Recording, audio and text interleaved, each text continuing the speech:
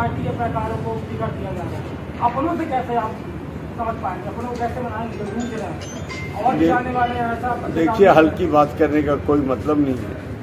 वो हमारे पार्टी के हमारे जिला अध्यक्ष रहे, हमारे बड़े भाई रहे हैं, हमारे ये दल के अंदर की बातें हैं। उन्होंने कोई भारतीय जनता पार्टी तो ज्वाइन नहीं की। हो सकता हमसे कोई गलती हो गई हो, उस गलती को लेकर नाराज हो गए हों। हमारा एक संगठन है, हम अकेले तो है नहीं, सब मिलजुल के सब तय कर लेंगे, उनको मनाया जाएगा, सब हम लोग सब एक ही रहेंगे अंत में।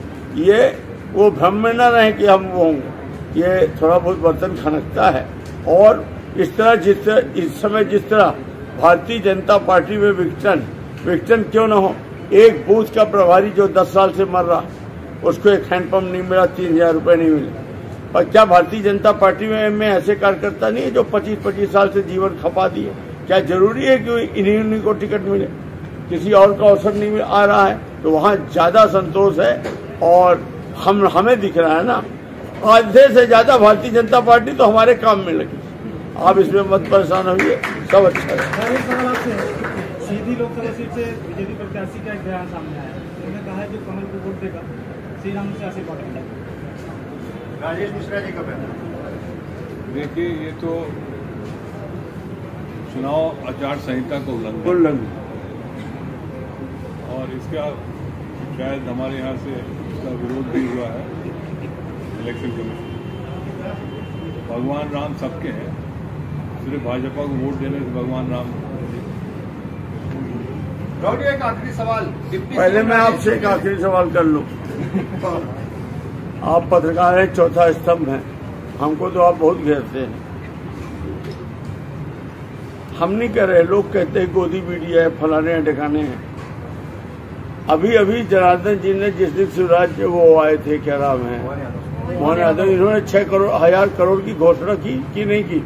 आपके वीडियो में क्लियर है कि 6,000 करोड़ रुपए की स्वीकृति देगी। ये क्या है? उल्लंघन नहीं है क्या?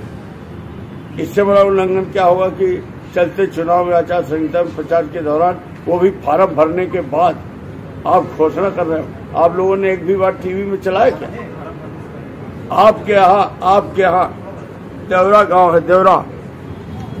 आज मैं थोड़ा आपको नाराज कर लूंगा, बुरा मत मानिए। आपके यहाँ रीवा के बगल में देवरा गांव, 17 जिले में आता है। वहाँ के एक छोटे मोटे जागीरदार थे, कर्नल बलवंत सिंह, देश के लिए समर्पित रहने वाले स्वतंत्रता संग्राम सेनानी। जब देश स्वतंत्र नहीं हुआ था, जब कर्नल ह्यूम ने कांग्रेस की स्थापना की थी, तब पहला मान्यता प्राप्त भारतीय अखबार भारत भ्राता किसने चालू किया था? कर्नल बलवंत सिंह। किस भूमि से चालू किया था? जहां आज गवर्नमेंट प्रेस लगता था। वो एक लेख लिखते थे, उसके बाद अंग्रेज उनको जेल में डाल देते थे। 1 साल वो जेल में रहते थे, 1 साल 2 साल, और जब लौट के आते थे तो फिर अंग्रेजों के विरुद्ध एक लेख लिखते थे, फिर उनको जेल में डाल दिया जाता और उनका पूरा जीवन गुजर गया। आप लोग पत्रकार हैं, आप लोगों ने कभी नहीं कहा कि यहाँ कर्नल बलवंत सिंह की मूर्ति लगनी चाहिए। आप लोगों ने कभी नहीं कहा यहाँ पत्रकार भवन बनाना चाहिए, यहाँ सौंदर्या का महल बनाना और ये बिल्डिंग बनाकर व्यापार करना सरकारी जमीन। पहले महापौर जी, आप ही के पार्टी घर आवाज सब कुछ देने के लिए बोला था। अभी तक हम जो बोल रहे हैं कर्नल बात, आप उसको अलग मत ले जाइए, उसका भी उत्तर अलग बात कर लेंगे। अभी मेरे इस बात का उत्तर दीजिए कि गवर्नमेंट प्रेस में आपका खून क्यों नहीं खौला कि यहाँ पत्रकार भवन हो, कर्नल बलवंत सिंह की मूर्ति स्थापित हो, और आपने कभी टीवी चैनल में नहीं चलाया, क्यों? इसका उत्तर दीजिए। जिस लैंड की बात आप कर रहे हैं, उस लैंड को लेकर प्रेस कॉन्फ्रेंस में भी सवाल उनसे पूछा गया था। रिडेंसिफिकेशन करके टाल गए। सवाल पूरा रीवा बिक गया, बेच दो, बेच ही रहे हो। एक आध जगह तो महापुरुषों की छोड़ दो। बात इतनी है, वो भी पत्रकारों का, जहां पत्रकारों का आन बान शान है, वो तो छोड़ दो। और कोई बोले ना बोले, रीवा की जनता कम से कम पत्रकार तो बोल दे अपनी अस्मिता के लिए। मेरा इतना कहना है। होड़ मची हुई थी पहले, आपने भी तमाम बड़े कार्यक्रम किए जिले की लड़ाई को लेकर। लोकसभा चुनाव इस बार क्या है? रीवा से तो बेहतर है, कॉम्पिटिशन रीवा से है इस बार। बिल्कुल। विधानसभा का चुनाव भले हम हारे, लेकिन सबसे ज्यादा गंज के मतदाताओं ने विधानसभा में जन समर्थन दिया 41%। तो मैं समझता हूं कि लोकसभा में उससे ज्यादा प्रदर्शन रहेगा हमारे मतदाताओं का, हमारे क्षेत्र का, और निश्चित रूप से लोकसभा हम लोग जीतेंगे। महापौर कहाँ है भैया? महापौर जबलपुर गए हैं व्यक्तिगत काम में। नाराज है क्या? नहीं ऐसी कोई बात नहीं। हमारी अभी सुबह बात हुई, रात को भी बात हुई। ठीक ठाक चल रहा है। हमारे महापौर जी देखिए जनता से सीधे चुने गए हैं। महापौर जी का जब चुनाव हुआ तो बिना किसी खर्च के पूरी रीवा की जनता ने उनके पक्ष में लड़ाई लड़ी और कांग्रेस पार्टी का एक एक कार्यकर्ता उनके लिए काम किया है। तो महापौर जी हमारे संगठन से उत्पन्न माननीय राजेंद्र शर्मा जी का नेतृत्व था। इनके नेतृत्व को हम सब ने स्वीकारा और जो ये दवाई लिख देते थे कि आज सुबह 2 गोली क्लोरोक्विन खाना, 1 गोली अल्ट्राजीन खाना, वही हम लोगों ने खाया। मतलब अपना दिमाग नहीं लगाया और उसका ये परिणाम रहा कि जहाँ 2500-300 साल का रिकॉर्ड था, आज आप देख लीजिए कि 12,000 जीते।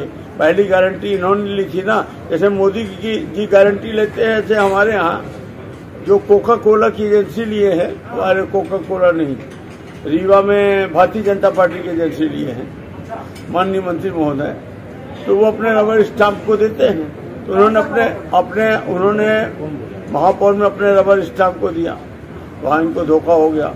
इसी तरह इन्होंने सिमरिया में गारंटी ली और आधा चुनाव खुद जाके लड़े, धोखा हो गया। अभी ये फिर से इनको अहंकार है कि हम जिस भी रबर स्टाम्प को दे देंगे, रीवा की जनता भेड़ बकरी है, जिधर चाहेंगे हाँक देंगे। पर ये रीवा अर्जुन सिंह जी का क्षेत्र था, यमुना प्रसाद शास्त्री जी का था, श्रीनिवास तिवारी जी का था। यहाँ का बच्चा कुछ करे न करे, यहाँ का एक आदमी पॉलिटिकल है और सबको समझ है। 10 साल में व्यक्ति चेकी हो जाता है। इन्होंने 1 रुपए का कोई काम ही नहीं किया सांसद महोदय, केवल रबर स्टाम्प के अलावा। ये गोवर्धन योजना यहाँ नहीं लागू करा सके, सब जिलों में लागू, 1 लेटर नहीं लिखे। बच्चों के एडमिशन के लिए 1 लेटर नहीं लिखे। ये भारतीय जनता पार्टी के किसी कार्यकर्ता को 1000 रुपए नहीं दिए, एक हैंडपंप नहीं दिए। पूरा यात्री प्रतीक्षालय टैंकर इन सब में पैसा पलटी कर लिए।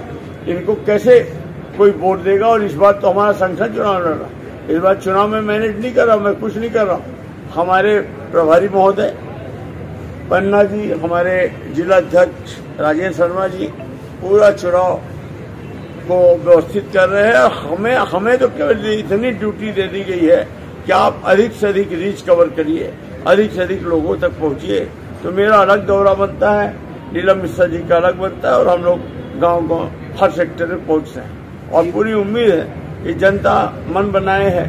बीच में जब ये इनकी टिकट घोषित हुई और ये लग रहा था कि क्या होगा, तो लोग तरफे जा रहे थे कि इस बार फिर तीसरी बार बला सर पे आ जाएगी क्या। पर आज सबको ये उम्मीद है कि कांग्रेस पार्टी इस बार जिस तरह चुनाव लड़ रही है तो गाड़ी फंस चुकी है और रीवा की जनता इस बार छोड़ने वाली नहीं। इनको जरूर समझ। एक कार्यकर्ता की आप बात कर रहे हैं सर, आपके अपने नाराज है पार्टी से, अगर जी चले गए, टिकट पर सवाल उठाया कि इनका मार्केट निकला, पार्टी इनको टिकट